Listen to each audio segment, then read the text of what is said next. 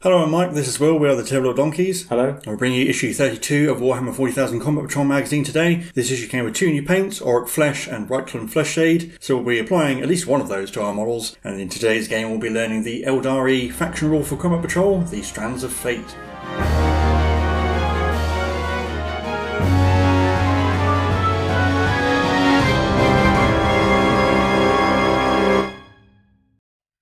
Looking through the issue first, we have a painting guide where we'll be adding Reichland Flesh Shade to a whole bunch of models, not using Auric Flesh yet because there isn't much need for green. So Reichland Flesh Shade gives a nice warm shade, so it's ideal for gold. So we're going over all the gold parts on the Marines and the Aeldari. Also all the trim for our new Dark Apostle, and then going over any yellow parts, like the pipes on the Librarian and the yellow sections on the Teleport Homer, and the yellow blobs on the Tyranids as well. And now we have a flesh shade. We can also go over the flesh on the Marines, stopping quickly to paint the hair on the Captain and the Infernus Sergeant, who hasn't got his helmet on. It says to use white for the Captain and Librarian, and black for the Sergeant, but I guess you can do whatever colours you want. And then the flesh is already white, so you can just go over the flesh shade to give a nice warm tone. And then the same thing for the flesh on the Aeldari and the Dark Apostle and his two disciples. And then also the heat shields on the Infernus Marines, Pyroblasters, and the exhausts of the Chaplain's bike as well. So you can see the models up to this point. So we have all of the Marines on this page, and then the Tyranids, Aeldari, and the Chaos Space Marines. There was some more background on the Chaos Space Marines, particularly the Long War. So, seeing as the warp doesn't really follow the usual rules of time and space, even though it's been 10,000 years since the Horus Heresy, many of the Chaos Space Marines that fight the Imperium are actually veterans from that period, and they are still just as bitter and angry at the Imperium and determined to tear it down as they were 10,000 years ago. And you can see some major events up to the current day with the forming of the Cicatrix Maledictum, and you can see some of these specialists and elite soldiers that make up both sides as well. And then some background on the Traitor Legions. Although a lot of Chaos Space Marines will belong to one of the Traitor Legions, there are smaller warbands that turn traitor since. So we have the Alpha Legion, who specialise in misdirection and trickery. So they make use of psychological warfare, ambushes and false intelligence and that sort of thing. So it's hard to tell what their overall plan is. We have the Word Bearers, who are fanatically devoted to Chaos Undivided and worship all the gods with a great religious fervour. The Iron Warriors, who aren't necessarily aligned to the Chaos gods, but are traitors largely out of bitterness towards the Imperium, who are specialists in siege warfare and attrition. And the Night Lords, who are raiders and pirates, who are traitors just because they like being sadistic killers and so forth. And then we have another stage of our Bonds of Honour short story. Again, this covers Silver Templars aspirants being told the story of Sergeant Askerton. Here the Sergeant is fighting some Aeldari Corsairs on a scrapper spaceship. Although, even though they successfully fight off some Corsairs, it seems there are an even greater threat on the horizon. And I hand you over to Will. We have some new rules to learn. So before we get to today's game, first up we have some more of the core rules, now starting on the shooting phase. So as usual, we've seen most of this before, but this just clarifies certain things and gives a more formal presentation of the procedure. So selecting targets is fairly straightforward, but it does clarify that you can choose targets in different units with different models, and models can even split their own attacks between different units if they have multiple ranged weapons, but you can't split up a single ranged weapon shot. All the shots from one weapon have to go into a single target. But down the bottom we do have a new special rule called Lone Operative. So a unit with Lone Operative, unless it's part of an attached unit, so it's leading a squad essentially, it can only be selected as the target of a ranged attack if the attacking model is within 12 inches. And the Parasite of Mortrex that we get with the Tyranids does have the Lone Operative rule, so it will benefit from that from now on. And once you've selected your targets, you then make the ranged attacks. And if you select multiple targets for a unit, you have to make all of the attacks on that target before moving to the next target. And you also make all of the attacks with the same weapon that a unit has before doing any different weapons. So with the Guardian Defenders, for example, you would do all their shuriken catapults before or after their star cannon, but you couldn't do some of the catapults, then the star cannon, then more catapults. And it also says that provided that at least one model in the target was visible when the target was selected, it can still shoot. So even if some models are killed, that means that a model with a particular weapon can't see the target anymore, it can still shoot it because it could when the targets were selected. And units are locked in combat when they're within engagement range of one or more enemy units, and you can't select models that are engaged in combat as targets of ranged weapons, with an exception we'll get to in a minute. And it also has the stealth rule, which we've seen before, -1 to hit shooting attacks against units with this rule. But in the sidebar we have the full description of the Big Guns Never Tire rule that we saw a preview of in a previous issue, and there's quite a lot of text here and it's quite complicated, so I will go over it in detail. This applies to monster and vehicle units, and they are eligible to shoot in their controlling player's shooting phase even when they're in engagement range of one or more enemy units. In addition, they can also target units that they are within engagement range of when they shoot, even if other friendly units are also within engagement range of them. Who are within engagement range, monster and vehicle units have to subtract 1 from their hit rolls, unless those attacks are made with a pistol weapon. Well, there are very few monsters and vehicles that have pistols, so that won't come up very often. And additionally, you can select enemy monster or vehicle units that are within engagement range or one or more of your own units as targets of ranged weapons. But again, unless the unit attacking is equipped with pistols, you do have to subtract 1 to hit against those monsters or vehicles. So an exception to both parts of the locked-in combat rule that we've just seen, and there's also a note that still doesn't make units that are engaged with a monster or vehicle eligible to shoot themselves unless they have pistols. And then we have the faction rule for the Aeldari Combat Patrol, which is called Strands of Fate, and this represents the Farseer divining the fates in order to predict what's going to happen and better direct the Aeldari in the battle to come. So at the start of the battle, you make a Strands of Fate roll by rolling 12d6. If you don't like the result, you can remove one of the dice from that pool and then roll the remaining ones again. So if you didn't like the result of the initial 12, you could take one away and then roll 11. And you could continue doing that if you really want to, until you're either satisfied with the results rolled or you only have 1d6 left. Those dice results are then fixed and you can't change them over the course of the game. Then that forms your fate dice for the battle. And you keep them to one side and then you can use them to substitute a die in a dice roll made for any unit with the Strands of Fate ability, which is all of the units in the Aeldari Combat Patrol. Hold up, this is actually not true. The Wraithlord does not get the Strands of Fate rule. I didn't think to check at the time because, well, firstly, it's a faction rule and the Wraithlord is in the faction, so why would it not get the faction rule? Also because in the full rules, at least from the Aeldari Index before their codex came out and changed everything, the Wraithlord did get the Strands of Fate rule. So I've played full-size games with a Wraithlord where it got to use Strands of Fate. It didn't occur to me that it wouldn't get it in Combat Patrol. So in the game to come, you will unfortunately see the Wraithlord using the Strands of Fate rule, for which we do apologise. I don't think it would have changed the outcome of the game, but just bear that in mind as you're watching the video and we will make sure not to do it again in future. So to do that, before making the roll, you select one of your fate dice, and the value on the die is used as if it had been rolled in that situation, and it counts as an unmodified dice roll. Once you've used that fate die, you then remove it from your pool, and then if there are any more dice to be rolled as part of that dice roll, you then roll the remaining ones. And you can use them to replace dice in any of the following types of roll: an advanced roll, battle shock test, charge roll, damage roll, hit roll, saving throw, or wound roll. If you're making a roll that uses multiple d6, like a charge roll, you can only use one fate die in one of those, and then you have to roll the other die. And then we have a tutorial, so at the start of the battle there's an example of rolling the dice, but not particularly liking the result, deciding to roll again, but with one fewer dice. And then how to use a fate die for a roll with both a single d6 and a 2d6 roll. And then we have a further tutorial referencing an example game. So at the bottom of the page there you can see the fate dice that were rolled at the start, and then the picture depicts the situation in Battle Round 2.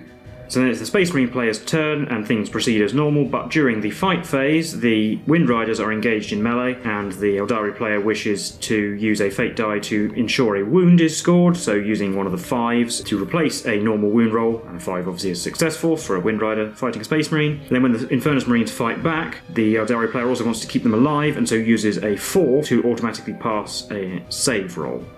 And then in the Aeldari player's own turn, using a fate dice to ensure an automatic wound once again with the Wind Riders shooting. And then the Guardians make a long charge roll, but by using a 6 fate die and then rolling the other one, manages to achieve the long charge and get where the player wants them to go.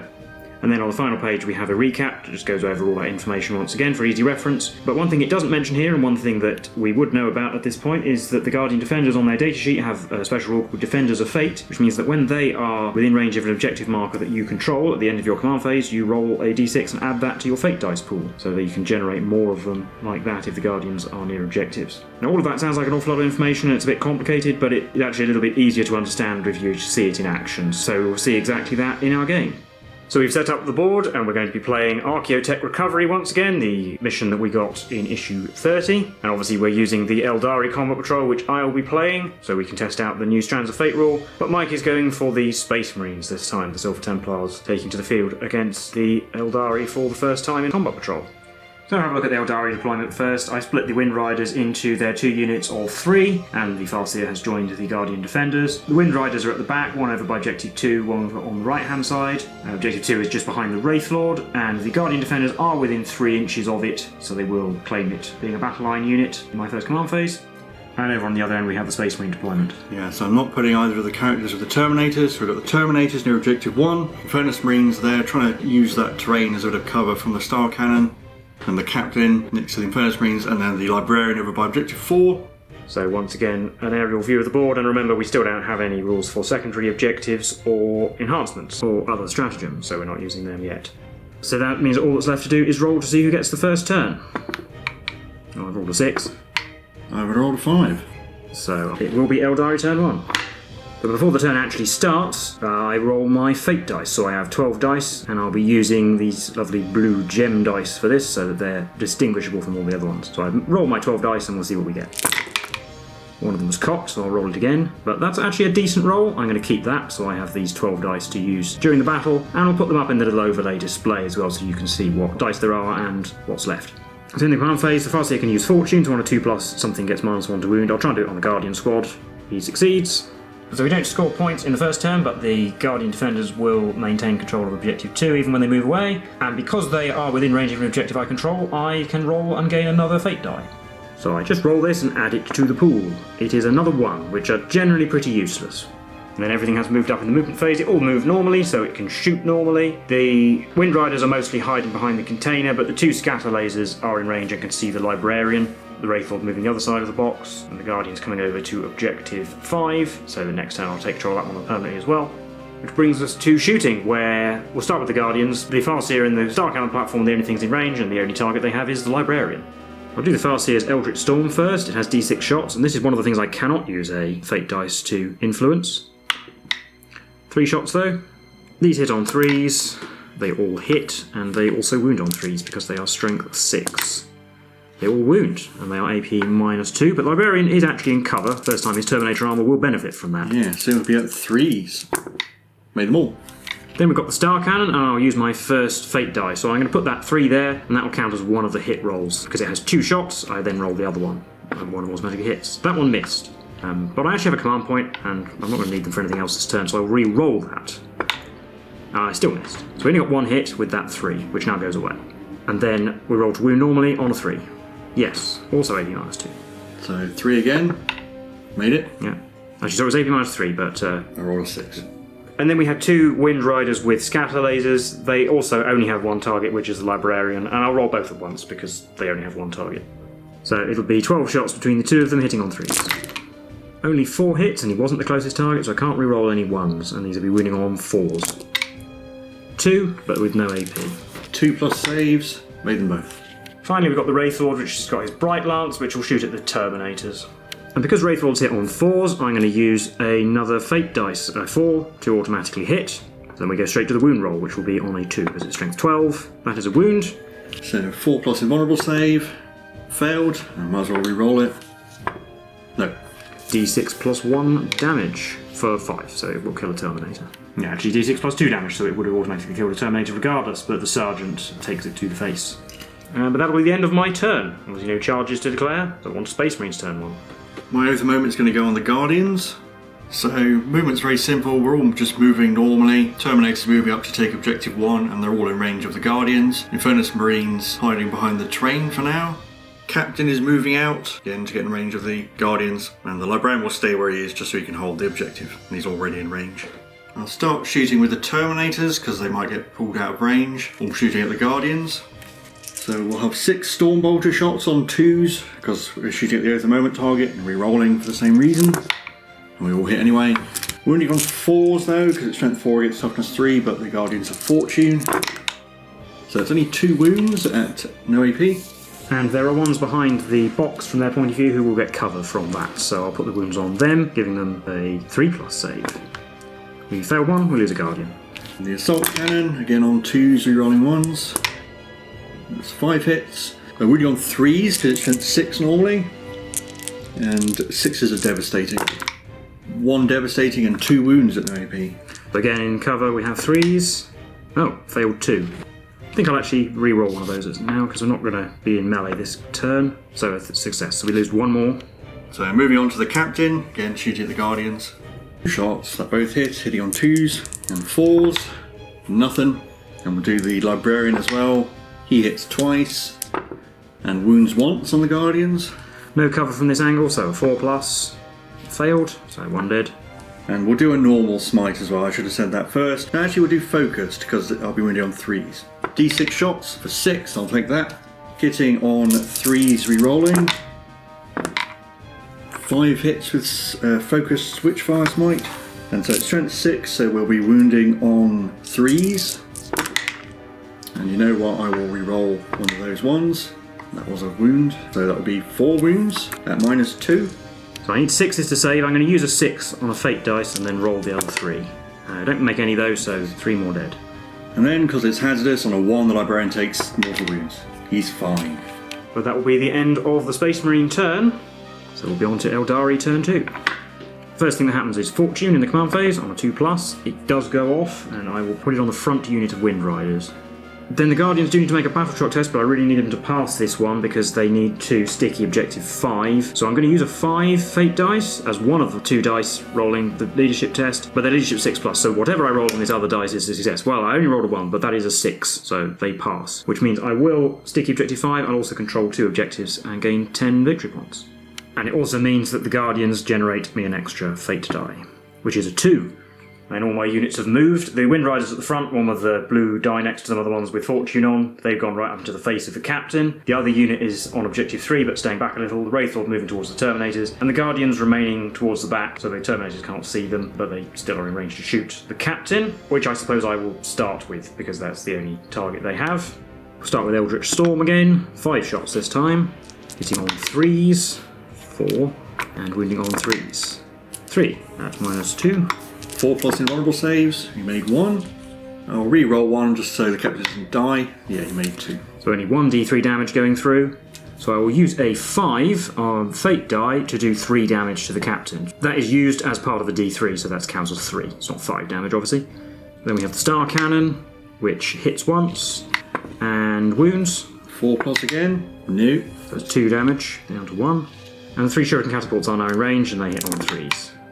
3 hits, but they'll be wounding on 5s. Ugh. Oh, 666. Well, Yeah, so 3s. Made them all. I'll now do the front unit of Wind Riders, who can obviously all see the captain, and they'll all shoot him. Scatter Laser hits 4 times and wounds twice, because it's strength 5. 2s. Still there. But I did roll a 1 to hit, which I can reroll because he was the closest target, so it is a hit and it is a wound. Still there. And 4 shots from Shuriken Catapults hitting on 3s, re-rolling 1s. No 1s. And wounding on 5s, but re-rolling because they're twin-linked. 1 wound, and -1. 3+.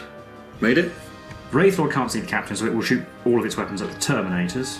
So the Bright Lance hits on a 4, but I'll use a 4 to make it hit again, and it wounds on a 2. It did. 4+. Failed, so I'll lose another Terminator. And 2 Shuriken Catapults. Only hit once, because it hits on 4s as well, and fails to wound. So since it killed a Terminator, I think the other Wind Riders would all shoot the captain as well. Not the closest target now though, so no re-rolling 1s to hit. Only 4 with the Scatter Laser. And 3 wounds. 2s. There we go, there's a 1. He's dead. And the Shuriken Catapults don't need to shoot. So that is all of the shooting. I'll do some charges. The Wind Riders at the front will charge the Infernus Marines. I'll roll for them, and they rolled a 4, which might actually not be enough. I might have to re-roll that. That was not enough, so I will use a command point to re-roll into a 9, so that will be enough. So they're going to fly over behind the Infernus Marines, like that, and then the Wraithlord will declare a charge on the Terminators.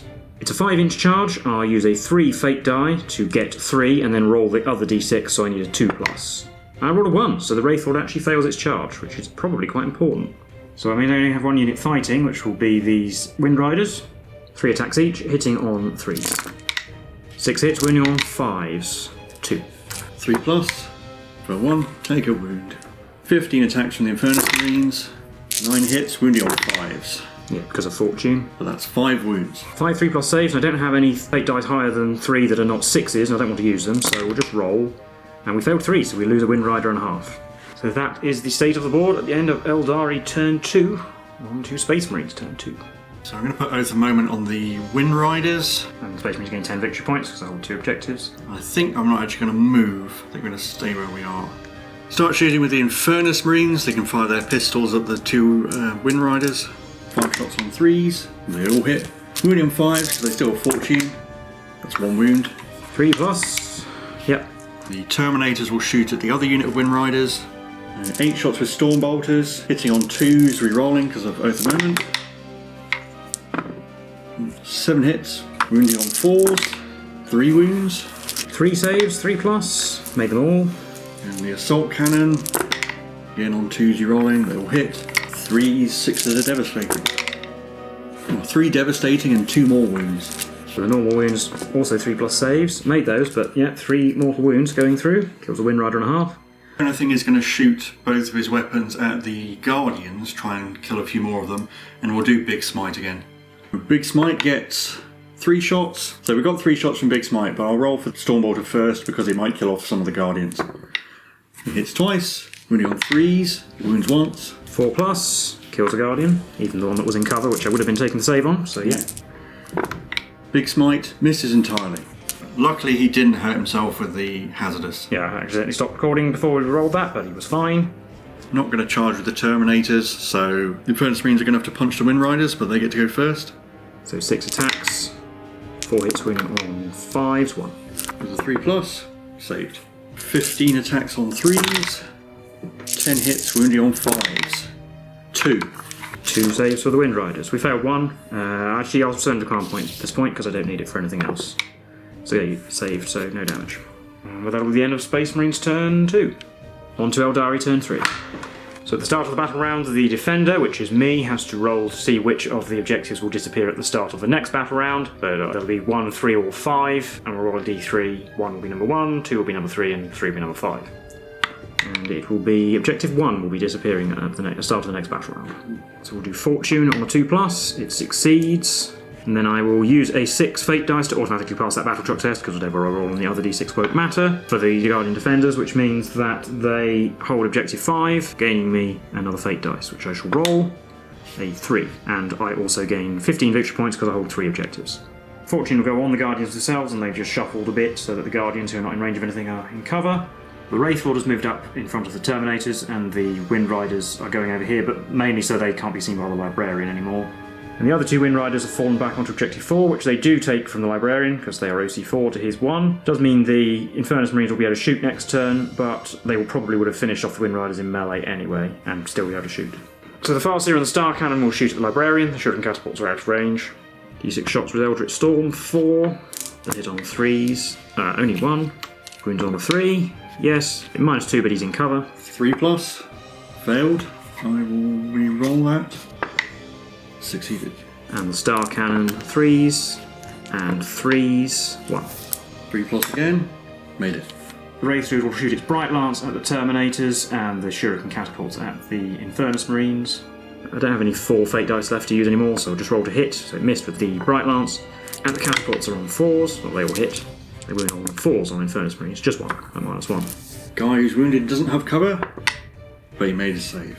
And then the Wind Riders that didn't fall back will shoot the Terminators, so the Scatter Laser gets 3 hits, but gets full rerolls because the Terminators are the closest target and they're on an objective. Still got 2 misses. And winning on 4s, 3, no AP. 2s, need them all. And a single Shuriken Catapult, rerolls into 2 hits. Winning on 5s, but rerolling because of Twin Linked. Nothing. And then in the charge phase, the Wraithlord will charge into the Terminators, and I don't need to roll because it was right in front of them. And that's the only thing I have to fight. It'll use the strike profile for the more damage on the Terminators, hitting on 4s with 4 attacks, getting 2. But I will spend a command point for a reroll. Nope, still missed. I'm winning on 2s because it's strength 10. 2 wounds at -3. 4 pluses, made 1. I'll reroll that fail into success. So Terminators pile into the Wraithlord. 9 attacks on 3s, 6 hits, wounding on 5s. 3 wounds at -2 AP. So 4 plus saves. Made them all. And that'll be the end of Aeldari turn 3, on to Space Marines turn 3. So Oath of Moment is going on the 2 Wind Riders near Objective 4, and then I don't get any victory points because I don't hold any objectives at the moment. And my movement, the only movement is the Infernus Marines who are moving out. You're going to have to try and charge those Wind Riders in the middle. So in the shooting phase, Infernus Marines are going to fire at the 2 Wind Riders near objective 4. 5d6 hits on the Wind Riders. 18 hits, wounding on 3s. That was 12 wounds with a 3+ save, and they only have 3 wounds left in a unit. Oh, but 1 survives. Librarian's going to shoot both his weapons at the Guardians again. We can finish off that bike in melee. Stormbolter on 3s. Oh, and I'm doing Big Smite again. Hit with the Stormbolters, winning on 4s. Nothing. Big Smite. It's 5 shots. They all hit. Strength 6 normally, so 3s. They all wound at -2. I'm going to have to do these individually because we might get on to the Farseer himself. So we'll start with the Star Cannon platform, because if the Guardians die it goes away anyway, but it isn't in cover, so it will have a 6 to save against this. But I can use my last 6 fate die to do that, so that's 1 gone. Then a 6, it takes D3. 1. I'll do it on it again. It fails to save and dies. Yep. Then I have 2 Guardians in cover who will be on 5s. And we made one of those. So the Star Cannon platform was destroyed and there's 1 Guardian left. In the charge phase, I'll start with Infernus Marines because I think they're more important. They're going to charge the Wind Riders in the middle. Get a 9, that will be enough. And I'll roll the Librarian as well, he's going to charge the other Wind Rider. He's in 2. So the Infernus Marines get in like that, and obviously the Librarian is able to engage the Wind Rider. I'll do the Infernus Marines in the middle. 15 attacks on 3s. 9 hits, wounding on 4s. Getting 7 wounds. And these Wind Riders also only have 3 wounds left, so 3 pluses. Failed 2, 1 left on a wound. Then the Librarian gets to try and kill this Wind Rider. 4 attacks on 3s, re-rolling, because they're both a moment. 3 hits, wounding on 3s. 2 wounds at -1. 2 4s, I don't have a fate die that can help me here. No, I made both. Then it's my turn to pick, and I'll do the Wraith Lord because obviously it's going to be punched. I'll do the strike again for attacks on 4s, well they all hit this time. 2s to wound, you know what, I might as well use one of these fate dice because they're not really much use for anything else. And then I roll the other 3, and getting 4 wounds in total. 4 plus invulnerables, made 2, I'll re-roll one of those fails. Failed, so 2 go through. Yeah, these d6 plus 1 each on the sword, so if I roll 1 it will fail to kill a Terminator. No, that's 1 dead. And 2 dead, not 2. 1 Terminator hits back, gets 2 hits, and a wound. 4 plus, failed.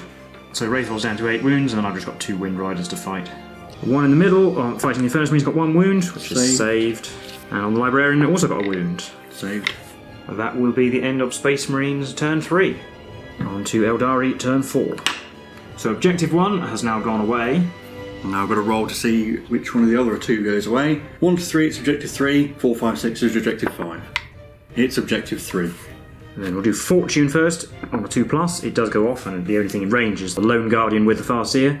And I'll use my 3 fate die for their Battle Shock test, which means I have to roll a 3 plus on a d6, which is a better odds than rolling a 6 plus on 2d6. And I did. So the Guardians are not Battle Shocked, which means I hold objective 5 and get another fate die, which is a 3. They are improving. And then I have to make Battle Shock tests for the Wind Riders, and the one fighting the Librarian is the important one. But he passed with a 6, and the one in the middle failed. So it does mean I gain 15 victory points because I hold objectives 2, 5, and 4. So the Battle Shocked Wind Rider will try and fall back, but it will have to take a dangerous escape test. So on a 1 or a 2 it dies. No, it's fine. So the Wind Rider fighting the Librarian has fallen back, but staying on the objective so that the Librarian still doesn't hold it.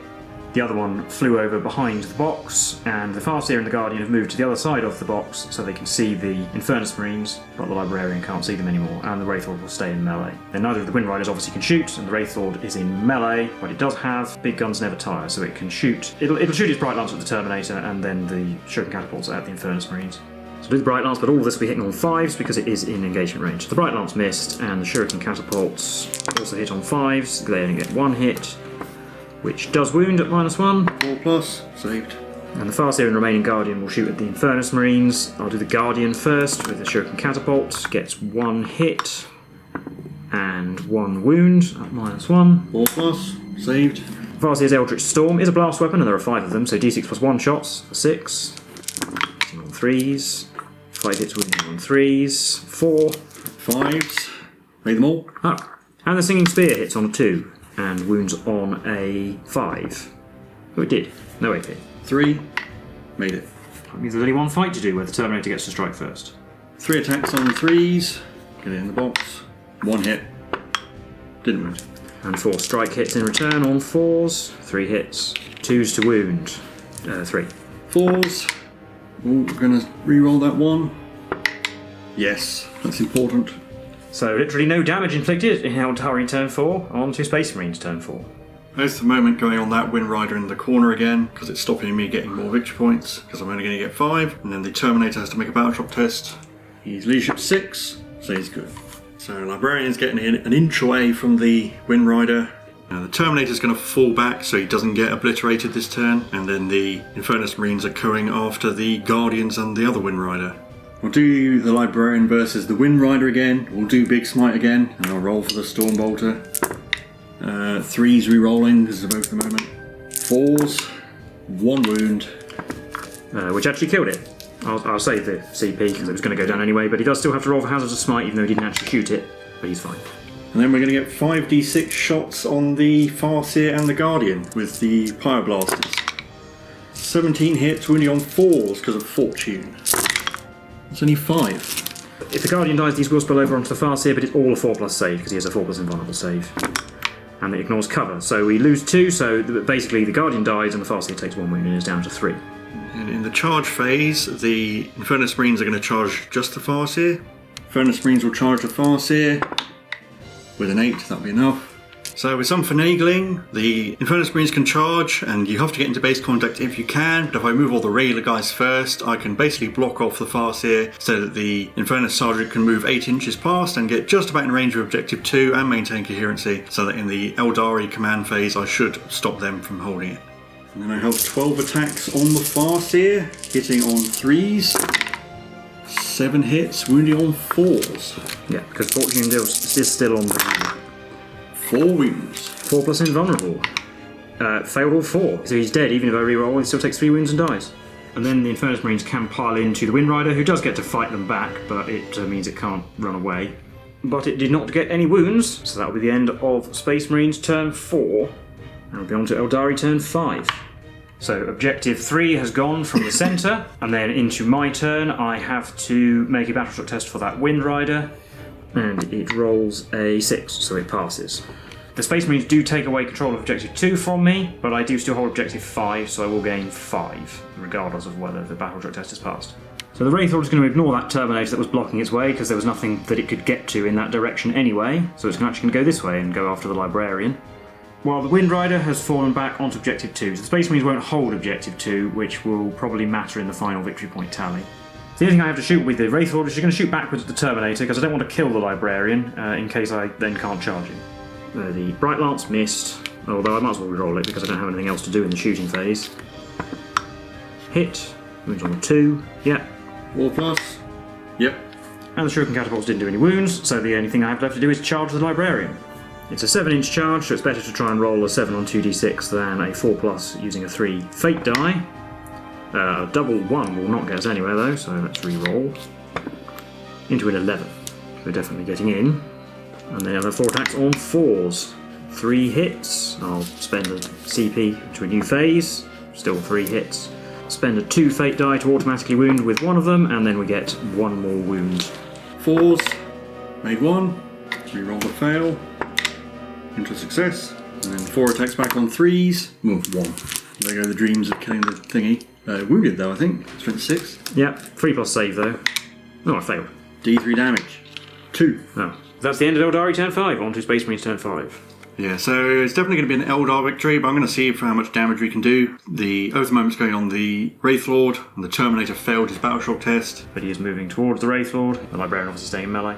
Well, on the other side, 1 Infernus Marine will get in range of Objective 5, so we'll get 10 victory points at the end of the game, and the other 4 are going to try and roast the remaining Wind Rider. So, shooting the Wind Rider 9 times, wounding on 3s, 7 wounds. 7 3+ saves, and I'll use that 3 Fate die that's been hanging around for ages, but it still dies. And the Terminator's going to have to hard roll a big number to get his charge. 7's not going to be enough. That means we just have the fighting to do, and the Wraith Lord gets to go first. 4s to hit, no help from Fate dice anymore. Spend a CP though. 3 hits. 2s to wound. 3. 4s. Reroll the fail. Yep. Librarian still lives. 3s re-rolling. 5s. 1 wound. Saved anyway. So the game ends with the Space Marines in control of the remaining No Man's Land objective, Objective 5, so they do gain 10 victory points, meaning the final score before painting will be 45 to the Aeldari and 25 to the Space Marines. So obviously an Aeldari victory, although quite a Pyrrhic one, with only a Wraith Lord left. But we'll recap that for you now. So that was the game for issue 32 of Warhammer 40,000 Combat Patrol magazine. How did you think that went? Pretty about as well as the Space Marines usually get on. Basically the same problem they have against the Tyranids with those fast flying things. These fast flying things have OC2 as well, and better saves. True, but I thought it felt like it was going really well for me at the start when I killed the captain outright with shooting and then was able to charge and tie up the Infernus Marines. But actually I think the Wraith Lord failing its charge was quite a big moment. If the Wraith Lord had made its charge, the Terminators would have been tied up and they probably wouldn't have been able to kill it unless you put Oath of Moment on it. And they wouldn't have had any shooting to be able to support your attack or anything. And the spare unit of Wind Riders that wasn't tying up the Infernus Marines was then just free to be irritating. Yeah, I probably should have focused on getting rid of them. I think there was a point where I had a unit of Wind Riders in the middle with Oath of Moment on it, and I should have shot the Librarian at them, I think, rather than trying to finish off the Guardians. The Guardians took quite a beating without doing all that much themselves. The Star Cannon mostly just shot at the Librarian and didn't do anything. The point when you used Eldritch Storm on the Infernus Marines and I made all my saves, I think was a big one. And I made a lot of saves. Yeah, the Librarian completely resisted the Wraith Lord. The Terminators did quite well. He had a really good game. He didn't blow himself up or anything. Yeah, and I will actually say that probably my turn 4 did actually go exactly how I wanted it to go. The Infernus Marines all surviving and then getting to roast the Farseer, and the plan was to swing around to Objective 5. So that went off. It was a bit too late for me to win the game with it, but it's nice when a plan does work. Yeah, and the Infernus Marines actually did have a really good game. They got tied up, but they didn't get killed off, and then they got to actually use their flamethrowers. Because too often we've just seen with the Tyranids, they get charged by the Leapers or the Tyranid Prime or something, and they never get to shoot, and when they don't get to shoot, that's a big decrease in your firepower. But we did also see the tenacity of the Space Marines again, I think, that it looked bad for them early on, but they clawed it back. And that was even without the Terminators actually doing all that much in this particular game. Yeah, it probably would have been worth keeping a unit in reserves as well, just force you to leave a unit behind. Yes, because when you're not against the Tyranids, who just have so many models that it's really hard to use Deep Strike, and also with this board deployment, Deep Strike does become a bit more useful because you've got a bit more space to play with. And if the enemy runs away from their home objective, which is really far back, you can just drop a unit on it. Like even the Librarian could be dropped on it by himself. But yeah, I completely ran out of models towards the end, and it was only because I built up a bit of a lead that I managed to win in the first place. The game went on for a lot more turns. And that was even given that the two objectives that disappeared were the ones that you probably didn't want to disappear. But yeah, just having a battle line unit being able to take those objectives at the start is just really helpful. Well, yet again, we see that the Space Marines really suffer with that. Yeah, well, also the fact that we don't know about the Fire Overwatch stratagem, which kind of need with the Infernus Marines because they're really good at using it. I think you would have played the game very differently if that was the case. Yeah, we also just don't have stratagems in general, but I think the Space Marines are helped by that more than anybody else. But obviously, you saw Strands of Fate. It probably was helpful overall, but it felt like I had an awful lot of 1s, 2s and 3s towards the end that then became rather useless. I suppose that's just the risk you run with that. Well, of the 4 you generated, you had 2 3s, a 1 and a 2, so... But 1s are completely useless because there is no circumstance whereby using a 1 is better than just rolling the d6, which has a minimum value of 1 anyway. Previous editions of the game, there were some things where you had to roll under a certain number to succeed on something, and 1s are really useful for that. But in this one, everything, including leadership tests, you have to roll over some number. So 1s are just a waste of space, really. But I guess that's why they let you re-roll at the start, because if you get a lot of 1s and 2s, you have the option to try again. But being able to use 6s and things, you didn't see it so much here, but particularly when there's a high AP weapon, just using a 6 to say, no, I'm just going to automatically pass that save can be quite handy. Or using some of the mid-sized dice just to pass an ordinary armour save or something when it's really important. Or actually passing a battle check test that you really need to pass. Yeah, it's pretty a fine balancing act between using all your good dice early on to try and build up a big lead, or saving some for the later parts of the game as well. Yeah, and I think generally as a philosophy, I'm more inclined to use them rather than hold on to them in case of the perfect opportunity, because the perfect opportunity might not come, and if you use it now, then it might help you a lot in a situation straight away. But that will probably do for this video though, so let us know what you thought in the comments below. If you've played these combat patrols against each other, let us know what happened. If you enjoyed the video, then do leave a like and subscribe. We've been the Tabletop Donkeys, and we'll see you in the next one. Bye for now.